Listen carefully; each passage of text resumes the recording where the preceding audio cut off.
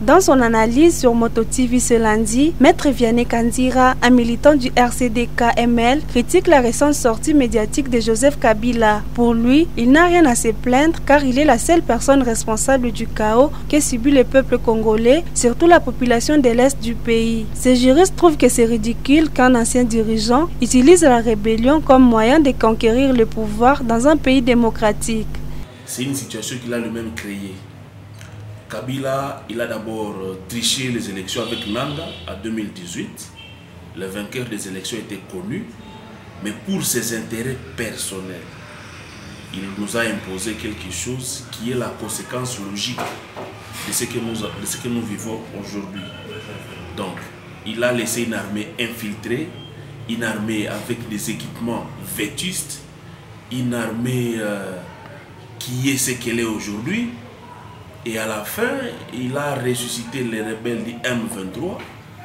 Il a créé l'AFC pour vouloir récupérer le pouvoir par la force.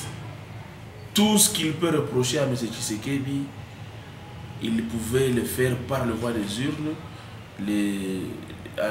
à décembre 2028. Donc attendre la fin du mandat et conquérir le pouvoir par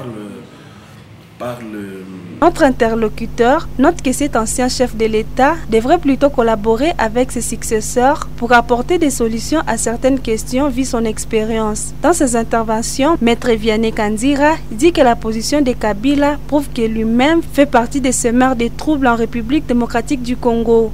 Il a gagné beaucoup de biens, il a gagné même un titre qui faisait de lui dignitaire, un sénateur à vie, donc sénateur jusqu'à sa mort, en train d'être payé. Mais voilà, il préfère être rebelle, renverser un pouvoir démocratique. C'est vrai, moi je l'ai dit, on peut avoir des reproches à faire à M. Tshisekedi par rapport aux élections qu'il a organisées le 20 décembre 2023. Mais ce n'est pas par les armes qu'on peut renverser le pouvoir. Toutes ces personnes sont en train de mourir aujourd'hui.